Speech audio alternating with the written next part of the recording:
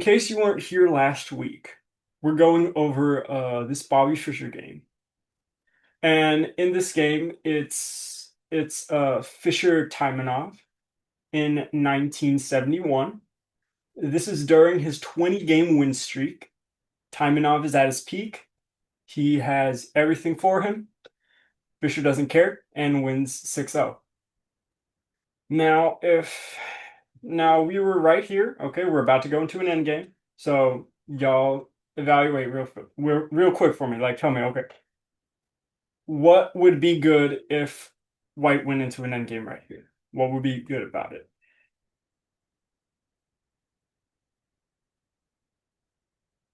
White's pieces are more active. No, that's true. White's piece is more active, better place for it. Yeah, that's true. That's a nice rook. That's a real nice rook.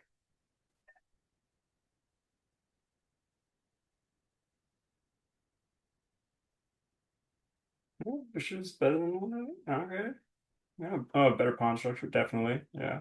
Just, I mean, it's the same pawn structure, but they're a little more ahead than time and loss. Okay. But check this out. Takes. Okay. And then rook to e5. Okay. Now, like y'all said before, we got very active pieces, especially the king. You can come into the center very good. This is a good endgame for white. All right. Especially compared to black's pieces.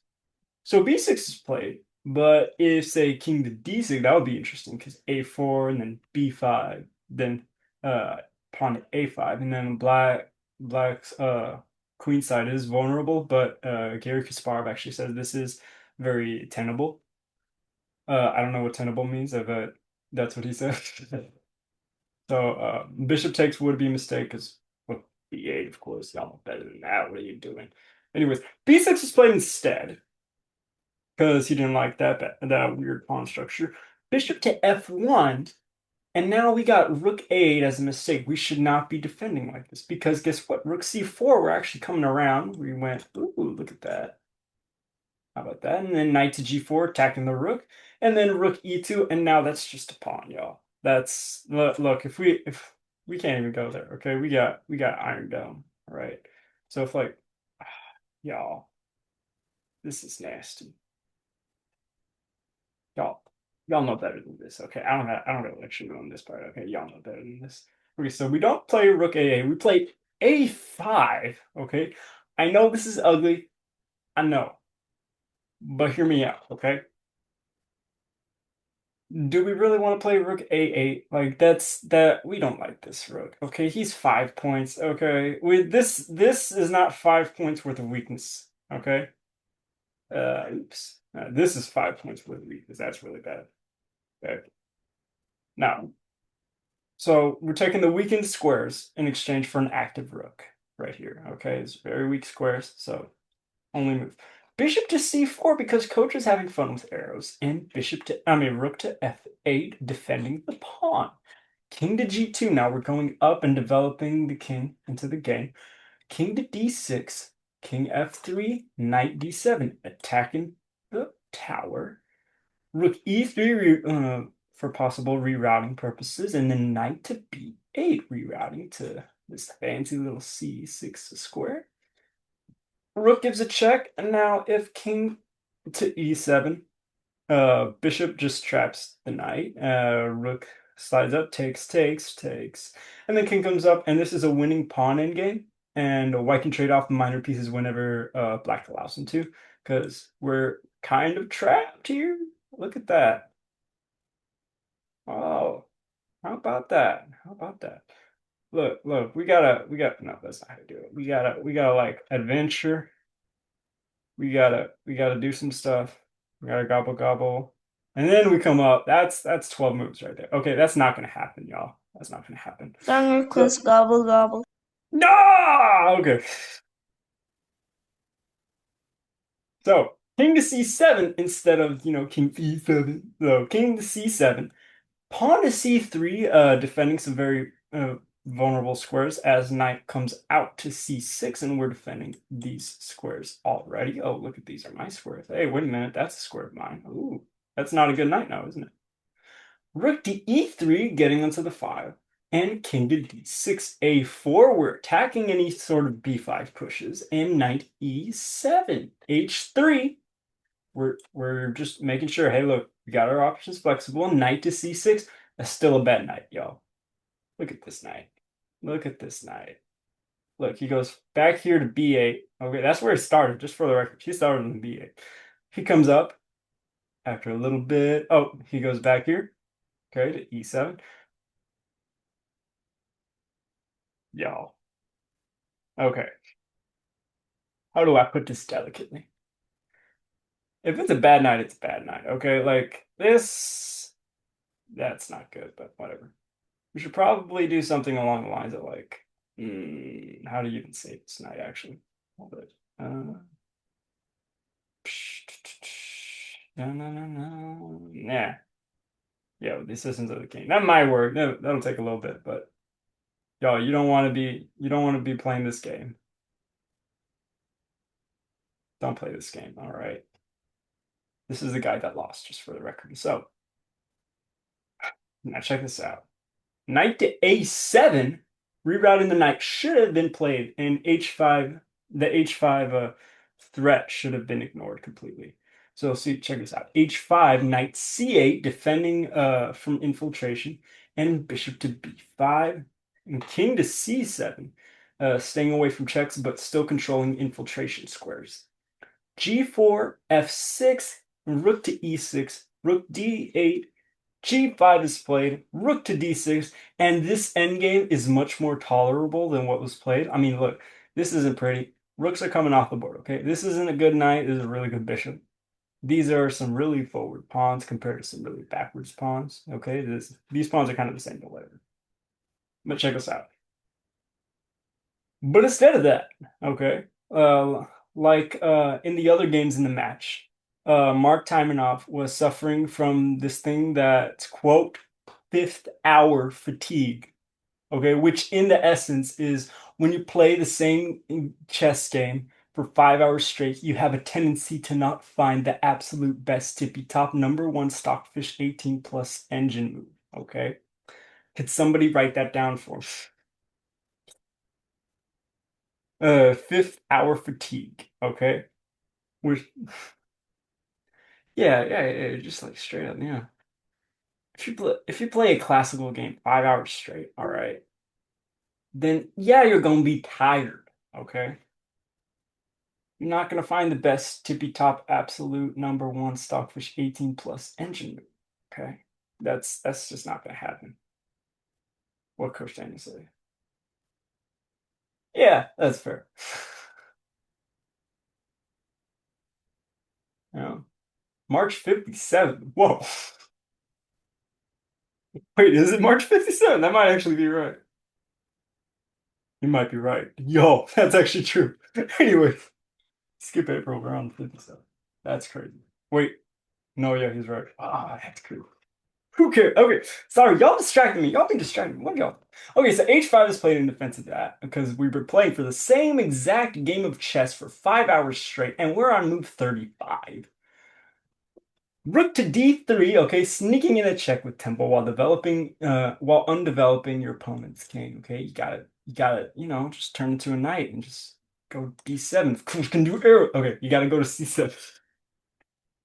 So king to c7, rook to d5. Now, if g6 is played, then that's just bad because bishop to b5, and that's a threat, and he's never gonna get out. But he was planning on f5 and knight e7, and that would be kind of sharpish, but we don't get into that nonsense. So f5 is played, and even though that's ugly, it's kind of needed. Rook to d2. Now the rook wants to attack the e file, but he can't now because the knight is defending the fifth rank, so he reroutes. Rook f6, rook e2, king d7. Now king e3. So we're allowing potential reroutes of the king in the near future and defending the g-pawn. Now g6 is played. Bishop to b5, disabling the knight completely. Somebody say that's a knight, okay, in the chat. That's a knight. That's a knight. That's a knight. That's a knight. Yeah, that's sad. Okay. So if, say, king to d8, then trying to get out of the pin doesn't help because king e2, then knight BA, then king d3, king c7, king to c4, and coach is having fun with stuff. All right, that's not good. The king is way too developed, and that's gonna be a good game. All right, so rook to d6 instead. King to e2, we're protecting from infiltration and getting the king in closer before trading off rooks. And I got a scam call. Hold on. I'm sorry. That was a scam. Whatever. You King should to answer. d8. I'm actually really good at trolling them. No, whatever. I usually get robots. It doesn't matter. It's no fun anyway.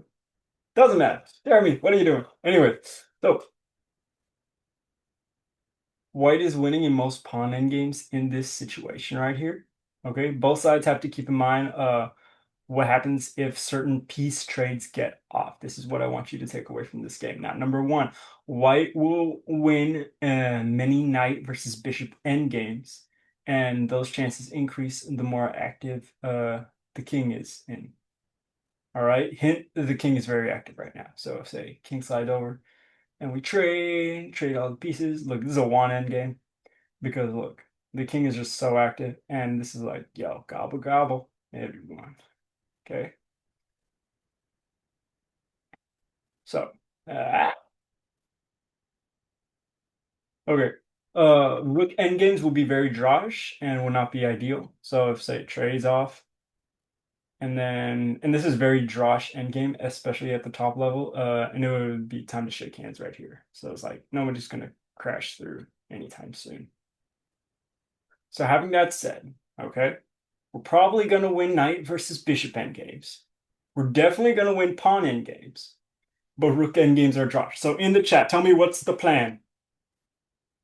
Tell me what's the plan. Trade the rooks. Thank you, Jeremy. Okay, well, check this out. After king d8, we trade the rooks. Okay, we trade them rooks. Okay, now if rook takes h3, that'll be a mistake because king takes, knight slides over, and then king c4, and we're just having fun. Coach is having fun with arrows again. So king to c7 instead. Rook takes d6, king takes d6, king to d3, because guess what? If bishop were to take, that would be dead draw because takes, and then there's no infiltration. We're stuck here. That's it. That's it. Look, we got the king knight because coach can't do arrows. That's crazy. What about B3? B3. Hmm. Oh, let's see what we got. Oh wow, the engine does not look very happy. Oh, black one, c4. Oh yeah. Yeah, Oh, that's and then that's trebuchet or whatever. oh gobble gobble. Okay. So very drawish here and very dangerous. So we're gonna go king d3 instead, all right? And if black plays a dummy move like king to c7, then white just transpose into a winning pawn in game. Like, ooh, look, that's a good game right there. Look, you got nothing. Okay, you run away. Guess what? I come. Look at this is delicious. Okay, this is a delicious game. Yo, somebody in the chat, tell me gobble gobble. Okay, gobble gobble in the chat. Thank you very much, gobble gobble. So instead of all that, we got knight to e7 because we don't want to trade. We have bishop to e8. We're attacking the pawn because guess what? Now we're fusing the knight back to the back of the board. And even though the bishop is not threatening to take the knight, we're still. What happened to Google? What? Why are y'all like putting in brain run in the chat? Whatever. Yeah. Okay. So we're tying down the knight, okay? Because guess what? If we take, then we're going to take more pawns, and that's just going to be a cascade of pawns because that's going to be a passed pawn triplet or whatever that's called. So king to d5, the knight has to stay here. Bishop to f7 with check. Now already improving a really great piece, okay? While undeveloping the king, okay? These are the things that need to come up in your radar. Hey, look, my king can't really do nothing. Well, what's the next piece I can like improve? Well, I have a bishop here. How can I improve him? Well, if he goes back, he's not improved. Well, hey, wait a minute. That's improving a lot. Because guess what? He has the same threat as before. Okay, the knight still stays. He's not in danger. And king has to move backwards. Isn't that something? Isn't that something? So king to c4, and now white can infiltrate. King to c8 because we say so. Bishop gives a check, so white stops that nonsense, and king comes out. King to b5, infiltrating even further. Y'all see how we're developing our Fischer is developing his pieces all the way up, right? Knight c8, okay? Now guess what? Somebody say, oops, I hung a pawn, okay? Somebody say, oops, I hung a pawn. Now somebody tell me why, oops, he didn't hung a pawn. Like what happened here? The timing on did something happen? Was he in like 5.5 hour fatigue or something? Like hey, there you go. Bishop takes, and that's checkmate. That's fun. Oh, it's so sad. So bishop gives a check instead. All right. King to c8. Bishop comes back. We have escape. We have an escape square now. All right. We got c4. We got a6. It's all fine. Okay. There's no checkmate. Well, if knight were to go to d6 anyway, guess what? King slides around. Okay, hey, we're taking pawns. We're taking pawns. That's delicious. All right. And then, oops, that's a knight. Oh, that's sad. That's sad, y'all. That's a pawn. Whatever. But if king to c6, then h5 is played, and Coach be having fun with arrows. That's that's good game. But knight didn't go to d6. That's just an interesting move that was found. Okay, but knight e7 instead defending the pawn. Bishop attacks the pawn, anchoring the knight again. Okay, you see how we don't want him to do anything in life. Like just stay down in the back of the board. I don't want you doing this nonsense. Okay, just stay there. Let me win the game. Okay, just you do you. All right. King to b7 is played, and bishop to b3. Look at that. Look at that, y'all. Okay, black is in Zugzwang, okay? The black king defends from the white king's infiltration. All right, you see this? Okay, we're good. It's fine. Look, we're defending the pawn. Okay. Hey, I can't come up anywhere. That's crazy. Okay. The knight prevents checks, okay, and kicks out prevents checks that kick out the black king. So white throws away a move to force movement from black. So guess what? King moves to a7 because the knight still defends it. And then bishop d1, rerouting and rerouting to officially kick the king out. Oh, that's crazy, y'all. We have a problem, okay? Look, we have a problem. Knight is defending the d5 square. We want this diagonal so we can check the miserable king. All right? So how do we fix that? Well, we don't have to be on this square in particular. We just need the diagonal. Okay, so guess what? After you have that sort of reasoning, that isn't really a hard move to find, okay? The coach isn't giving you that many puzzles because guess what? You see the reasoning I'm giving you here. It's not going to be that hard of a move to find after you have that sort of thought process in your head, okay? King to b7, bishop to f3 is played. King c7, king to a6. Now we got infiltration. We're going. We're golden. All right, golden. Knight to c8, y'all. This is sad. That's not even how you move. Coach can't do errors today. I'm sorry. Bishop d5. Okay. We're threatening the pawn. Okay. We want to eat it. Knight to e7, defending and attacking at the same time. Bishop to c4. Now we got Zugzwang again. All right. The knight's perfect. The king's fine. Okay. He's defending the pawn. We don't really care. But guess what? Zugzwang again. It is black to move. With the bishop versus knight, the bishop gets to give Zugzwang. The knight has to just take the L. Pun intended. Okay? Somebody said pun intended in the chat. Take the L. All right. That's fine. Pun intended, Coach Thank Joseph. you. But Yeah. I mean 7:18 p.m. March 57th. 57th, 2026. Thank you. Thank you. Appreciate it. Pun intended. So, Knight to c6 is played. Bishop f7, knight e7. Ah, yeah. If we go bishop takes, knight takes, then that's nothing really, okay? We're not sacrificing for anything. But if bishop were to go to e8, king to d8, and then now we can take, because guess what? After knight takes, gobble, gobble, okay? Just gobble, gobble. All right. Well, if king were to move somewhere else, like say king to d6, then the king would just take on b6, and that doesn't matter. Or if knight to I thought c6, the king the bishop would just take. teleported from c8 to c6. I got you. Yeah, sorry about that. Sorry. Yeah, sorry about that. So king to d8, misplay. We're now black has removed himself from defending, even though because he's forced to move away. He can't keep defending the pawn any longer. So he's forced to move away.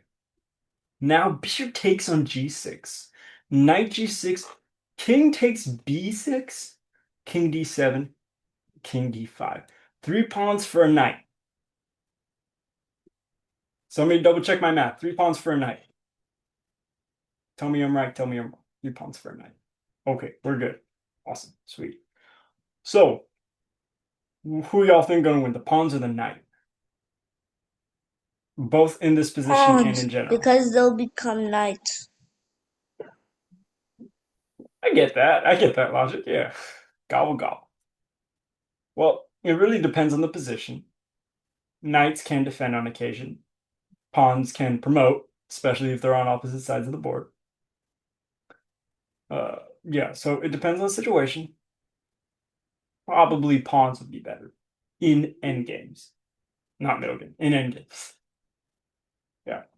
So knight to e7, and instead of the king d5, we're not in the clear yet. Okay, we still got mistakes to be played. King b5. Then knight comes up, takes.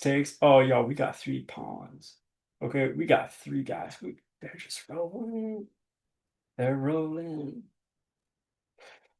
But here's the problem: we got a king, and we got a knight. Y'all, you see how fast that was? You saw how fast that was, right? That was fast. That was fast. That was like 5 moves. Okay. So b4 is played instead. Okay, not the slightest amount of counterplay for black. So takes. Now white needs to steamroll. Knight to c8, because guess what? We can't go knight to d5 anymore. How about that? Because that looks delicious. That's why that happens. Okay, knight to c8 instead. Pawn to a5, preventing any knight moves. Knight d6, pawn to b5, knight e4 with check, king b6. Okay, we're forcing the king to come up. Otherwise, we're just gonna come up to b7, and then that's just gonna be a good game right there. So king to c6 is played. I mean c8. I'm sorry. Uh, king to c6 and king to b8. Now, in this position here, Mark Taimanov resigns as he does not want to go into the following variation, because all he has is really cheap tricks, all right? So like b6 will be played, and then say if knight takes g3, then that would be just good game because that's gonna be annoying right there. But instead of knight takes g3, you could go knight c3, push, push, push. Okay. A4, if okay, Fischer falls for it, and he doesn't play b7, which would be the right move. B7 right move, king takes, king to c7, and that's just good game right there. Okay. But if Fischer had a little brain fart, okay, if he had a little brain fart, king to c7, knight takes b6. Tell me you're shocked. I knew it. That's savage, isn't it? And that's something. And that's something. Yeah. But he resigned, so we didn't have to worry about that. Anyways, that's the lesson. Coach Daniel, what do you think?